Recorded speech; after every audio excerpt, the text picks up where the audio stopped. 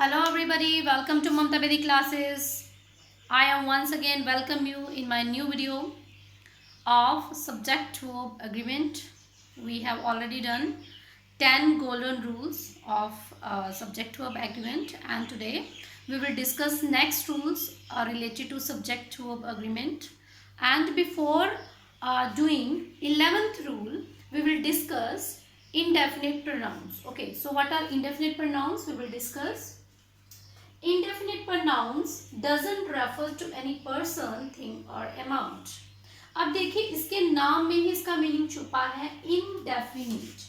Indefinite होता है अनिश्चित. ओके, एक होता है निश्चित जिसके बारे में हमें पूरी जानकारी है, जिसके बारे में 100% श्योर है हम. लेकिन अनिश्चित जिसकी हमें जानकारी नहीं है, किसी पर्सन या फिर कोई थिंग हो तो उसकी पूरी हमें डिटेल नहीं पता होती है, तो वहाँ पर हम इनडेफिनिट प्रोनाउन का यूज़ करते हैं. अब इनडेफिनिट प्रोनाउन होते क्या है? For example anybody, anyone, anything. अब देखिए कोई पर्सन होगा, एनीबडी, एनीवन आ गया. Anything is use for anything. Okay, thing के लिए यूज होगा. Each, all, another, anybody, everyone, everything, few, many, nobody, none, one, several, some, somebody and someone. Here you can observe these are indefinite pronouns. Okay, because we don't know the amount or quantity of person or a thing. Okay, तो इन words को देखकर हमें ये पता चलता है कि ये जो वर्ड्स हैं ये इनडेफिनिट है, अनिश्चित है, क्योंकि ये हमें ये नहीं बताते कि पर्सन कितने हैं, 1 है, 2 है, 100 है ना. उसको काउंट नहीं हम कर पा रहे हैं, उसकी क्वांटिटी हमें एक्यूरेट नहीं पता है. या फिर कोई चीज़ है उसकी मेजरमेंट हम सम में कर रहे हैं, फ्यू में कर रहे हैं, लेकिन उसकी एक्यूरेट वैल्यू हमें नहीं पता है. तो इस कंडीशन में जहाँ पर हमें पूरी डिटेल नहीं पता होती है किसी थिंग की या किसी पर्सन की, तो here we will use indefinite pronouns. Okay, अब हम डिस्कस करते हैं rule number 11. Rule number 11 says singular indefinite pronouns take singular verb. अगर हमारा pronoun indefinite है और वो singular है, ठीक है, अगर वो singular है we will use singular verb. अब कैसे पता चलेगा कि ये singular है या फिर plural है? कुछ words ऐसे होते हैं जिससे हमें पता चलता है कि कौन सा, उसे प्लूरल का पता चल जाता है कि यहाँ पर मोर देन वन क्वांटिटी है. और कहीं पर हमें ऐसे वर्ड्स होते हैं जिससे पता चल जाता है कि सिंगुलर पर्सन की या फिर सिंगुलर थिंग की बात हो रही है. फॉर एग्जाम्पल एवरीवन, हर एक. देखिए है तो बहुत सारे, लेकिन एवरीवन, हर एक पर्टिकुलर सिंगुलर पर्सन की बात हो रही है. ईच में ईच मीन्स भी होता है कि हर एक. ओके, एनीबडी, कोई नहीं. समबडी, कोई, है ना. तो यहाँ पर हमें पता नहीं कि है कौन, लेकिन हमें सिंगुलर अमाउंट में ये चीजें पता है, तो here we will use singular verb. Okay, everyone dash finish their work. अगर हमारे पास ऐसा वाला सेंटेंस आ जाता है तो हम यूज करेंगे सिंगुलर वर्ब. ओके, और हैज एंड हैव में से हम यूज करेंगे has because it is singular verb. Next is each. Each also denote singular. Okay, get आएगा या फिर गेट्स आएगा, तो हमने सिंगुलर के साथ बात की थी. अगर थर्ड पर्सन है, सिंगुलर है, तो we will use S with the first form. Okay, अगर डू होता तो डज बना देना था हमने. ओके, नेगेटिव होता तो यहाँ पर सिंपल है, अफर्मेटिव है, तो यहाँ पर हम सिंपल फर्स्ट फॉर्म के साथ एस का यूज करेंगे. एनीबडी डैश नॉट देयर, तो वॉज और वर में से आएगा was. Anybody was not there, वहां पर कोई भी नहीं था. somebody dash coming to meet you, कोई तुमसे मिलने आ रहा है. अब कोई कौन है ये नहीं पता है ना, कोई लड़का है, लड़की है, कौन है वो, तो somebody क्या सिंगुलर है, तो इसके लिए भी हम क्या यूज करेंगे, was का यूज करेंगे. somebody was coming to meet you. तो ये था हमारा रूल नंबर 11. अब जो नेक्स्ट हम रूल नंबर 12 करेंगे, 30 करेंगे, वो भी हमारा बेस्ड होगा इंडेफिनिट प्रोनाउंस के ऊपर. ओके, तो उसको वन बाय वन हम डिस्कस करेंगे. अब आपको पता चल गया होगा जैसे एनीबडी, एनीवन, एनीथिंग, ईच, है ना.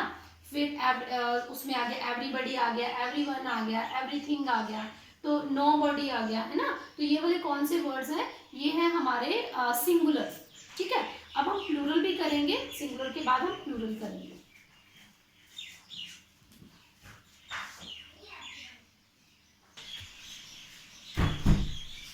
Okay student, we will discuss rule number 12. What rule number 12 says? It says if our pronoun is plural, okay, we will use plural verb. अब हम इन वर्ड्स को देखकर ही पता लगा सकते हैं ये प्लूरल फॉर्म में है। ओके, प्लूरल फॉर्म में कैसे है, देखिए पहले में क्या था, एनीबडी था, एनीवन था, समबडी था, है ना, एनीबडी था, तो वो क्या थे, सिंगुलर को शो कर रहे थे। अब देखिए बोथ, बोथ का मीनिंग क्या होता है, दो, है ना, तो ये ज्यादा हो गए। मैनी, मैनी होता है बहुत सारे, जो काउंटेबल में आते हैं, मैनी, ठीक है। अब फ्यू, फ्यू क्या होते हैं, थोड़े, ये भी काउंटेबल में आते हैं। अब सेवरल, सेवरल होते हैं ज्यादा, है ना, सेवरल बहुत सारे, ये भी हो गया सेवरल। अब देखिए ये जो ऐसे वर्ड्स हैं ये शो करते हैं हमारे प्लूरल, ठीक है। जैसे कौन सा था, फ्यू, मैनी एंड सेवरल, ये हमारे कौन से हैं, प्लूरल। ये प्लूरल है, ये भी प्लूरल है, ये भी प्लूरल है, ठीक है। अब सिंगुलर क्या है, देखो anybody, anyone, anything, each, okay, any, everybody, everyone, everything, okay, nobody, none, one, तो ये क्या हो गया हमारे समबडी, समवन, तो ये हो गया हमारे सिंगुलर, ओके, ये हो गए हमारे सिंगुलर, ये सिंगुलर, ये भी सिंगुलर, ये भी सिंगुलर, ये हमारे सिंगुलर है। और कुछ हमारे जो वर्ड्स हैं वो क्या है, प्लूरल है, okay.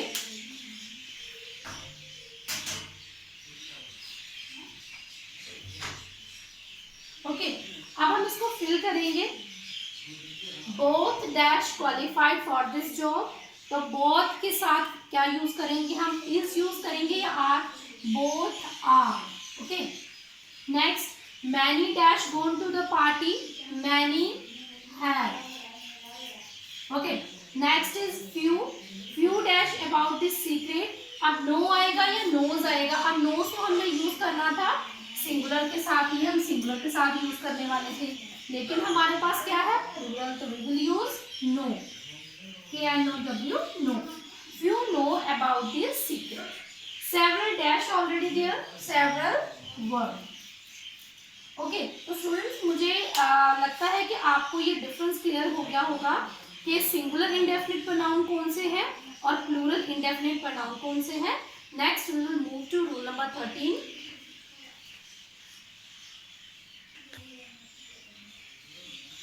Okay students, we will discuss rule number 13. Some indefinite pronoun take a singular verb, okay, when referring to an uncountable subject. जब भी indefinite pronoun ऐसा pronoun है जिसके बारे में हमें जानकारी नहीं है, okay, अगर वो किसी uncountable subject की ओर इशारा कर रहा है। uncountable क्या होता है, जिसको हम count नहीं कर सकते हैं, कुछ ऐसी चीजें जिनको हम count नहीं कर सकते हैं, for example water, milk, food, है ना, इनको काउंट नहीं करते हैं। और कुछ होते हैं plural verb when referring to a countable subject, और कुछ ऐसे हमारे इंडेफिनिट प्रोनाउन होते हैं जो काउंटेबल होते हैं, ओके। उस कंडीशन में अगर काउंटेबल है तो वी विल यूज, क्या यूज करेंगे हम, उसमें प्लूरल वर्ब का यूज करेंगे, we will use plural verb, okay, when subject is countable and when subject is uncountable we will use plural, we will use singular verb, okay। uncountable के साथ singular verb और countable के साथ plural, क्योंकि देखो uncountable है उसको हम singular unit लेते हैं, जो चीज हम काउंट नहीं कर सकते उसको हम सिंपल, जैसे मैं बोलूँ ट्रबल, परेशानी, मुझे बहुत परेशानी का सामना करना पड़ा, तो परेशानी क्या है, प्रॉब्लम क्या है, तो उसको मेजर नहीं कर सकते, उसको काउंट नहीं कर सकते कितनी प्रॉब्लम है ना, उसको 1 2 3 नंबर्स में काउंट नहीं कर सकते हैं, तो उसको हम सिंगुलर यूनिट ही लेंगे, ओके। जैसे हैप्पीनेस है, ऑनेस्टी है ना, सोरोनेस है, ग्रीफ है, तो ये सारी चीजें क्या है, अनकाउंटेबल है, okay. So let's start. All dash well, all dash around, here I have taken 2 examples, okay, by using same subject all. हमने यहाँ पे ऑल जो इंडेफिनिट प्रोनाउन लिया है। अब देखिए जो फर्स्ट वाला है वो है अनकाउंटेबल, ओके, अनकाउंटेबल, और सेकंड वाला है हमारा काउंटेबल। अब देखिए, ऑल डैश अराइव, सारे पहुंच गए हैं या पहुंच चुके हैं। तो सारे मतलब सारे लोग, है ना। तो जहां पे मीनिंग बन रहा है काउंटेबल का, we will use plural verb. यहाँ पे मैंने बोला है कि ऑल डैश वेल, मतलब ऑल इज वेल, सब कुछ ठीक है ना। तो जो सब कुछ ठीक है, इस कंडीशन को हम काउंट नहीं कर सकते, इट इज अनकाउंटेबल। तो here we will use singular verb. Okay, I hope आपको इन दोनों में डिफरेंस क्लियर हो गया होगा। Next example, third and fourth. Here dash some water, here dash some biscuits. अब देखो, इसमें भी सम का यूज किया है, इसमें भी सम का यूज किया है। ओके, अब यहाँ पे सम क्या है, वाटर। हमने पढ़ा था कि हेयर एंड देयर वाले जो सेंटेंसेस होते हैं उसमें हेयर या there is not subject. Okay, वो सब्जेक्ट नहीं होता है, subject come after the verb, verb के बाद सब्जेक्ट होगा। तो सब्जेक्ट क्या है, किसकी बात कर रहे हैं, वाटर की एंड बिस्किट्स की। अब देखिए, बिस्किट्स की अगर हम बात करें, मैं बोलूँ मेरे पास कुछ बिस्किट्स हैं, बिस्किट्स क्या है, प्लूरल, और यहाँ पे एस भी लगा है साथ में, है ना, प्लूरल है। अब वाटर की मैं ऐसे तो बोलूंगी नहीं, वाटर्स, वाटर्स कभी भी नहीं बोलूंगी, मिल्क्स कभी नहीं बोलूंगी, है ना, क्योंकि उसको हम काउंट नहीं करते हैं। तो काउंट नहीं किया, अनकाउंटेबल बन गया। तो अनकाउंटेबल के लिए हम सिंगुलर वर्ब का यूज करेंगे। Here that's some water, here is some water, here that's some biscuits, here are some biscuits. Okay, I hope इसमें आपको डिफरेंस क्लियर हो गया होगा, कौन सा अनकाउंटेबल है, कौन सा काउंटेबल है। अनकाउंटेबल के लिए सिंगुलर और काउंटेबल के लिए plural. Next we will move to rule number 14. Okay students, we will discuss rule number 14. What rule number 14 says? In questions, here we are talking about interrogative. Okay, in questions the subject come after the verb. We all know कि जो हमारा होता है interrogative, उसमें जो हमारे subject होता है वो verb के बाद में आता है. Okay, so verb should be used according to the subject. So we have to use verb according to the subject. So first of all we will find the subject. Okay, where dash the pieces of this was. Okay, here we are asking question about the pieces of vase. Okay, not, हम यहाँ पर जो वास है उसकी बात नहीं कर रहे हैं, हम यहाँ पर pieces की बात कर रहे हैं. Okay, here we are talking about pieces of vase.